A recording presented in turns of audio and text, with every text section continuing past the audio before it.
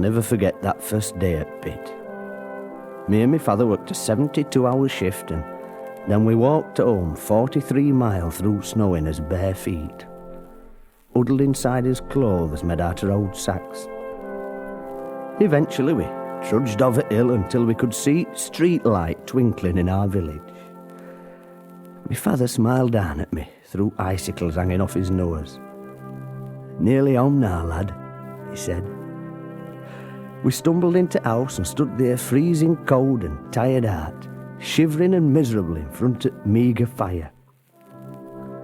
"Any road," my mum says. "Cheer up, lads.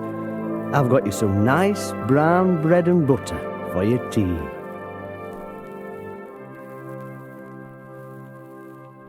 Me father went crackers.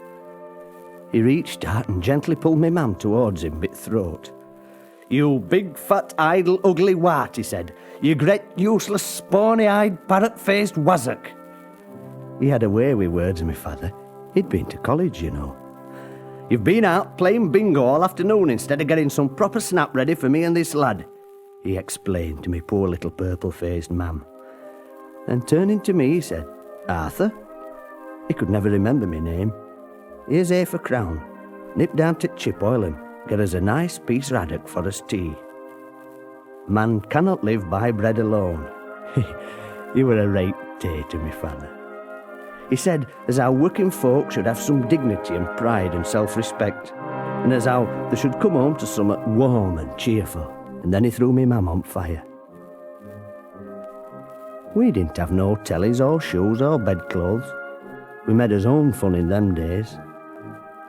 Do you know, when I were a lad, you could get a tram down into town, buy 3 new suits and an overcoat, 4 pair of good boots, go and see George Formby at Palace Theatre, get blind drunk, have some steak and chips, a bunch of bananas and 3 stone of monkey nuts, and still have change out in a farthing. We'd lots of things in them days they haven't got today. Rickets, diphtheria, Hitler, and by we did look well going to school with no backside in his trousers and all his little heads painted purple because we had ringworm. They don't know they're born today.